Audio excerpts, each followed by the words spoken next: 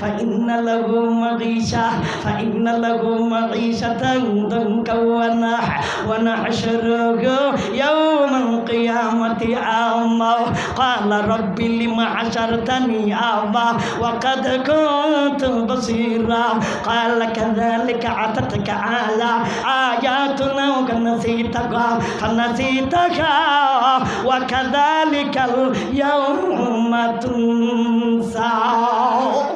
আল্লাহ বলেন, ও জগতের মানুষেরা, তোমাদের মধ্যে সেবা ছাড়া আমি আল্লাহর জিকির থেকে মুখ ফিরাবে, আমি দুনিয়ার জগতে শাস্তি প্রদান করিব। দুনিয়ার শাস্তিটা হলো তার জীবনটারে কন্যা কেরে জীবনটারে ঠেনা ঠেনা। দুই শব্দ বাইক লইয়া যাওয়ান যাইব ইনশাল্লাহ। 1 নম্বর ঠাই নাই, 2 নম্বর জীবন ঠেনা ঠেনা।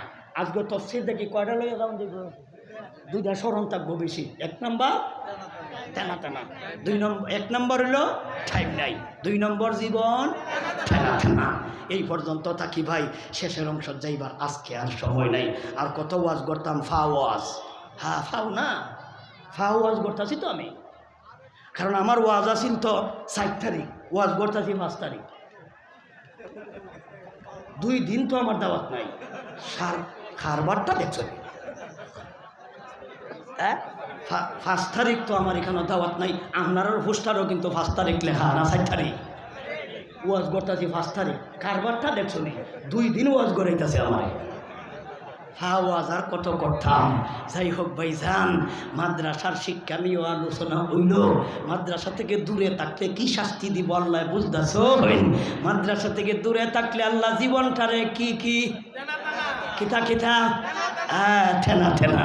মাদ্রাসা থেকে দূরে থাকিয়া যদি কেউ টাইম নাই, তাইলে আল্লাহ তোমার জীবনটারে কিতা করব?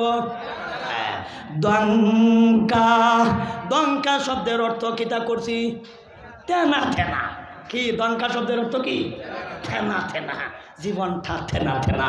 আল্লাহ গো, আমি সহ যা আলোচনা করেছি সবাইরে আমল করার তৌফিক দান করবো। সবাই বলি আমিন। ওয়া আখির দাওয়ানা আনিল হামদুলিল্লাহি রাব্বিল আলামিন।